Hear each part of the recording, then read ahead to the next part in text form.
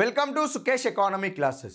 National family health survey 5th report ఆధారంగా infant mortality rate ఏ విధంగా ఉంది అనేది ఒకసారి క్లియర్గా చూస్తే, ఇన్ఫాంట్ మోర్టాలిటీ రేట్ శిశు మరణాల రేటు సగటున 1000 మంది శిశువులలో జన్మనిచ్చిన తర్వాత ఒక సంవత్సర కాలం కూడా నిండకుండానే మరణించే వారి సంఖ్యను తెలియజేసేదే ఇన్ఫాంట్ మోర్టాలిటీ రేటు, శిశు మరణాల రేటు. National family health survey 5th రిపోర్ట్కి రిఫరెన్స్ పీరియడ్ ఏంటిదండి?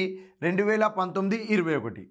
మరి national family health survey 5th report ఆధారంగా 2019-21కి గాను శిశు మరణాల రేటు ఎంతకి నమోదయ్యిందంటే 35.2 నమోదవడం జరిగింది. దానికి ముందు ఉన్న national family health survey 4th report 2015-16 గాను శిశు మరణాల రేటు 40.7 ఉంటే, national family health survey 4th రిపోర్ట్తో పోలిస్తే national family health survey 5th రిపోర్టుకు వచ్చేసరికి శిశు మరణాల రేటు తగ్గుదల నమోదవడం జరిగింది.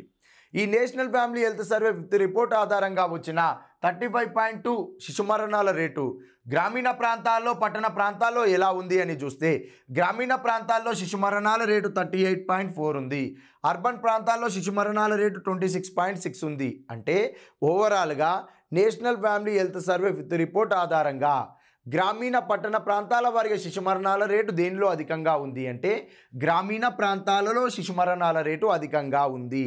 ఓవరాల్గా శిశు మరణాల రేటు ఎంత అంటే 35.2. Thank you.